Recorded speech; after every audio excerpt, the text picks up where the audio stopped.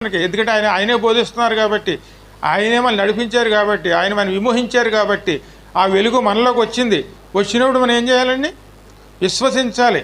విశ్వసించి నమ్మకంతో కలిసి ఆయనతో ప్రయాణం చేసేవారునే ఉండాలి. ప్రయాణం చేసేవనుకోండి జీవితం మారుతుందండి. మన విశ్వాసం లేకపోతే ఆయనతో నడుస్తున్నా సరే మనం పరలోకం చేరలేము. ఎందుకంటే కానానికి వెళ్తానికి వాళ్ళు విడిపించబడ్డారు, విశ్వాసంతోనూ వాళ్ళు నడుస్తామని ఒప్పుకున్నారు. కానీ దేవునితో నడుస్తున్నారు. పగలు మేఘస్తంభంగా ఉన్నారు, రాత్రి అగ్నిస్తంభంగా ఉన్నారు. ఆయనే నడిపించారు, ఎన్నో గొప్ప కార్యాలు చేశారు.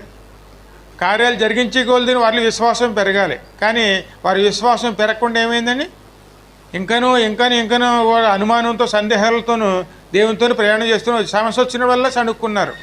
ప్రతి సమస్యలోనూ దేవుని శోధించారండి, సేవకుని శోధించారు, ఆఖరికి దేవుడిని శోధించారండి. వెలుగు సంబంధంగా వెలుగులో